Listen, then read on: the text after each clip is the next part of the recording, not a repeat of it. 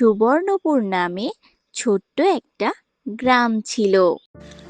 আর ওই ছোট্ট গ্রামের পাশ দিয়েই বয়ে যাচ্ছিল ছোট্ট একটি নদী। আর ওই ছোট্ট নদীর পাশেই ছিল মস্ত বড় একটা বট গাছ। আর ওই বট গাছে বসবাস করত একটা শাকচুন্নি। এ যেমন তেমন শাকচুন্নি নয়, এটা ছিল মাছ খেকো শাকচুন্নি। মাছের গন্ধই ছিল তার প্রাণ। মাছের গন্ধ পেলে তার আর কিছু লাগতো না। ওই মস্ত বড় বট গাছে থাকতো আর নদী থেকে মাছ ধরে ধরে খেত। কতদিন হলো এই নদীর ছোট ছোট মাছ আর খেতে ভালো লাগে না। কবে যে একটা বড় মাছ খেতে পারবো। আর এভাবেই নদী থেকে মাছ ধরে খেয়ে খেয়ে শাকচুন্নিটির দিন দিব্যি চলে যাচ্ছিল। শাকচুন্নিটি যে নদীর পাশে বসবাস করত, সেই নদীর পাশেই ছিল মাছের বাজার। আর সেই বাজারে বিভিন্ন ধরনের মাছ আসতো। একদিন এক নাপিত বাজার থেকে অনেকগুলো বড় মাছ কিনে এনেছিল। মনের আনন্দে নাপিত মাছগুলো একটি ব্যাগে নিয়ে সেই নদীর পাশ দিয়েই বাড়ি যাচ্ছিল। আর হঠাৎ করেই নাপিতের সেই মাছ খেকো শাকচুন্নির কথা মনে পড়ল। হে ভগবান, আমি তো একদমই ভুলে গেছি, এই তো সেই বট গাছ। আর আর এই বট গাছেই তো সেই মাছ খেকো শাকচুন্নি বসবাস করে। আজ আমি মাছগুলো কত দাম দিয়ে কিনলাম, না জানি শাকচুন্নি টের পেয়ে যায়, আর টের পেয়ে গেলেই তো মাছগুলো সব খেয়ে নেবে। কি যে করি, কি যে করি, এতগুলো মাছ, এত দামি মাছ। আচ্ছা, একটা কাজ করি, মাছগুলো সব আমার জামার ভিতর ভরে নিই। হয়তো শাকচুন্নি না দেখতে পেলে হয়তো সে মাছগুলো নেবে না। হ্যাঁ হ্যাঁ, আমার জামার ভিতরে এই মাছগুলো ভরে ফেলি। এরপর নাপিত সেই দামি দামি বড় মাছগুলো তার জামার ভিতর পুরে গামছা দিয়ে বেঁধে নিল। নাপিতের তো খেয়ালই ছিল না, শাকচুন্নি ওরা তো মাছের গন্ধ বাতাসেই পায়। আর ওই সময় শাকচুন্নিটি বটগাছের মগডালে বসে হাওয়া খাচ্ছিল, আর বাতাসেই গন্ধ পেল মাছের। কতদিন পরে মাছের গন্ধ পেলাম। না জানি কোন সৌভাগ্যবান আমাকে মাছ খাওয়াতে আসছে। দেখি তো, গিটিটা লম্বা করে দেখি কি মাছ নিয়ে আসছে। এরপর শাকচুন্নিটির ধর রইল বট গাছের উপর, আর মাথাটা লম্বা করে দেখতে লাগলো কে মাছ নিয়ে আসছে। তখন শাকচুন্নি দেখতে পেল যে এক নাপিত আসছে, কিন্তু তার হাতে কিছু নেই। তখন শাকচুন্নিটি সশরীরে নাপিতের সামনে এসে হাজির হলো আর নাপিতকে বলল, এই নাপিত, তোর হাতে তো কিছু দেখছি না, কিন্তু তোর গা থেকে কেমন যেন মাছের গন্ধ বেরোচ্ছে। তুই কি মাছ লুকিয়ে রেখেছিস? যদি লুকিয়ে রাখিস মাছগুলো আমাকে দিয়ে দে, না হলে তোর ঘাড় মটকে দেবো বলে দিচ্ছি। ঘাড় মটকানোর কথা শুনে নাপিত তো অনেক ভয় পেয়ে গেল। ভয়ে সে মাছগুলো ফেলে দিয়েই ওখান থেকে দৌড়ে পালালো। আর শাকচুন্নিটি মনের সুখে মাছগুলো খেতে লাগলো। আর এভাবেই খুবই আনন্দে শাকচুন্নিটির দিন যেতে লাগলো। আর ওই নদীর পাশ দিয়ে যেই রাত্রিবেলা মাছ নিয়ে যেত, শাকচুন্নিটি তার মাছ খেয়ে ফেলতো। এভাবেই গ্রামে শাকচুন্নিটির বেশ নাম হয়ে গেল। কেউই আর রাত্রিবেলা ওখান দিয়ে মাছ নিয়ে যাওয়ার সাহস পেত না। সেদিন যে শাকচুন্নিটি নাপিতের অনেক টাকার মাছ খেয়ে ফেলেছিল, এটার জন্য নাপিতের মনে খুব কষ্ট পেয়েছিল সে। নাপিত মনে মনে ঠিক করলো শাকচুন্নিটিকে শাস্তি দেবে। আর তাই তো সে আজ সকাল সকাল ঘুম থেকে উঠে কুমোরের বাড়িতে চলে গেল। আরে, এ তো নাপিত দাদা।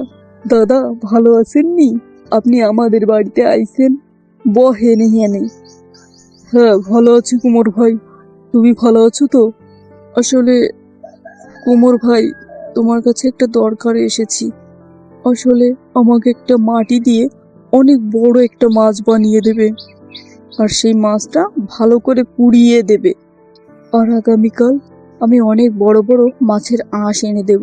সেই আঁশগুলো ওই মাছের গায়ে খুব সুন্দর করে লাগিয়ে দেবে। হ্যাঁ হ্যাঁ নাপিত দাদা, অবশ্যই দেব। আগামীকাল এটা পেয়ে যাবেন। এর পরের দিন নাপিত বড় বড় মাছের আঁশগুলো নিয়ে কুমোরের বাড়িতে গেল। আর কুমোর খুব সুন্দরভাবে সেই মাটির মাছটির গায়ে আসল মাছের আঁশগুলো লাগিয়ে দিল। আর মাছটি দেখতে একদম সত্যিকারের মাছের মতো দেখতে লাগলো।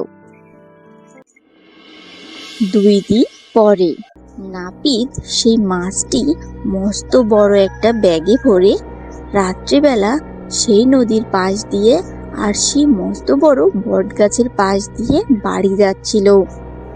হঠাৎ শাকচুন্নিটি সেই মাছের গন্ধ টের পেল। শাকচুন্নি এসে হাজির হলো নাপিতের সামনে। আর নাপিত শাকচুন্নিটিকে দেখে দিল ভোঁদৌড়। কি মজা! আজ আবারও অনেক বড় একটা মাছ খেতে পারবো।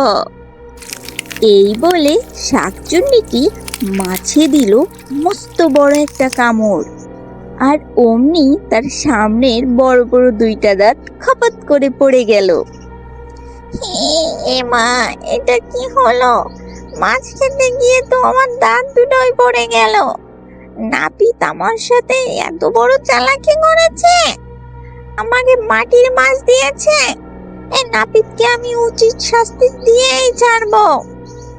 এই বলে শাকচুন্নিটি অনেক কান্নাকাটি করতে লাগলো। যেহেতু তার সামনের 2টো দাঁত পড়ে গেছে, এখন সে মাছ খাবে কি করে? এই বলে শাকচুন্নিটি অনেক কান্নাকাটি করতে লাগলো।